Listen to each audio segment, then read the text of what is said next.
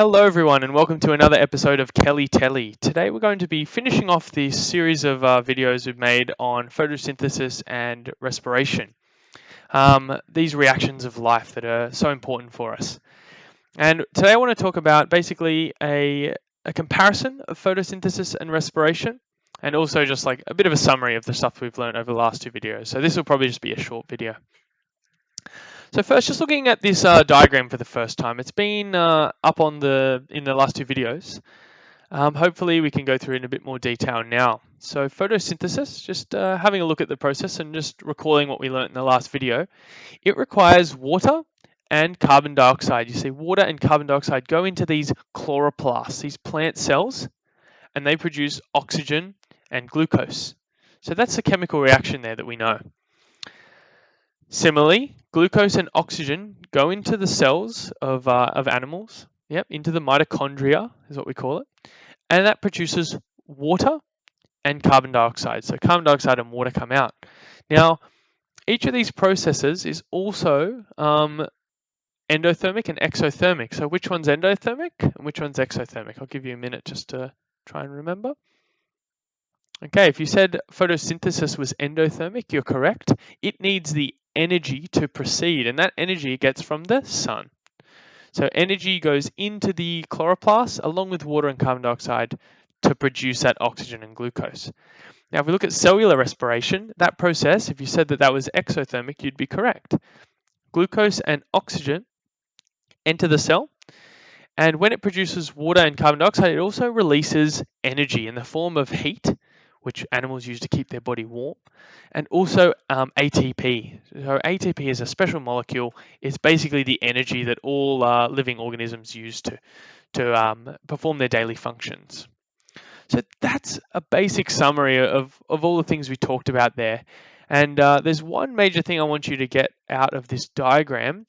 You can see now that it's quite cyclical in nature. Let's have a quick look. There's one question I want you to be able to answer, one that I think may come up in your exams. Let's have a look. What is the difference between photosynthesis and respiration? Now, I encourage you to pause the video, have a little bit of a think, and I want you to answer. It's actually quite a simple answer. If you think about it, however, we can go into a little bit more detail, and we will, but there's just a very simple difference that I want you to be able to pick up. So I'll just give you a moment. Okay, now that you've unpaused the video, we can have a look here at what is the difference between photosynthesis and respiration.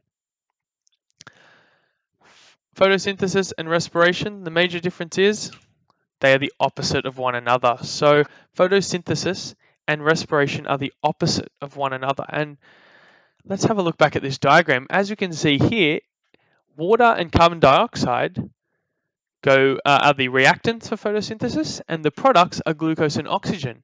Whereas the reactants in respiration are glucose and oxygen, and they produce carbon dioxide and water. Pretty simple there. So the main difference there is that they are the opposite. And there are a few other differences, and we're going to go through them just now, but if there's anything you get out of this video, it's that. I want you to know that they are the opposite to one another. Especially in terms of from a chemical standpoint. So chemically, when you look at the chemical formulas, they are the exact opposite of one another. So let's have a bit more of a more detailed comparison here. This is a table I got from your textbook. It just compares, obviously a comparison of photosynthesis and respiration. So let's have a read. Photosynthesis makes glucose. Respiration uses glucose. Photosynthesis uses carbon dioxide. Respiration makes carbon dioxide. Makes oxygen gas, uses oxygen gas.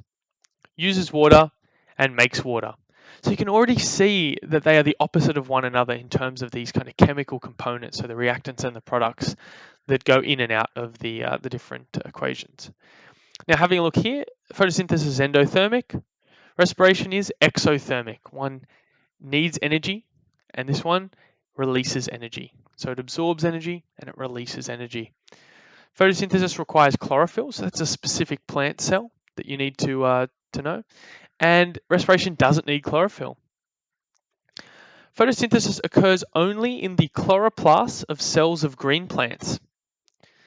Respiration occurs in the mitochondria of cells of all living things.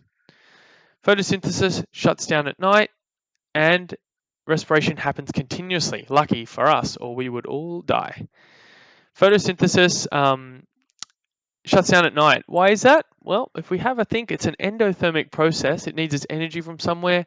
Where does it get that energy? From the sun. And if there's no sun, photosynthesis cannot occur. So, when these special words here, chloroplast and mitochondria, where photosynthesis and respiration occurs, that's the extent I need you to know those. Just be able to name, be able to basically write down this for each of these questions there. So look, this is a more detailed example. And I think that's basically all I wanted to talk to you about, the comparison there. So one last slide, and that's just to talk about a summary of all the things we've spoken about in the last two videos. This one being the third. Now, the two main reactions that are crucial for all life on Earth are photosynthesis and respiration. So we need to know those processes. Photosynthesis is only used by plants and converts carbon dioxide and water into glucose and oxygen. This process is what we call endothermic, and therefore it needs the sun's energy to occur. Talking about respiration now, which, as we said earlier in the video, it's the opposite. It's used by all living things and converts glucose and oxygen into carbon dioxide and water. Now, this process is exothermic and gives all living things the energy needed to perform the actions in their everyday life. So that's going to basically wrap it up for these reactions of life, basically the whole of unit 2.3 there. There's only one more unit to go after this one, but yeah, I hope you understood this video. If you have any questions, leave them in the comments or send me a private message. Fevin, I hope this video was a bit more enthusiastic for you. Anyway, hope everyone stays safe, and I'll see you in the next video.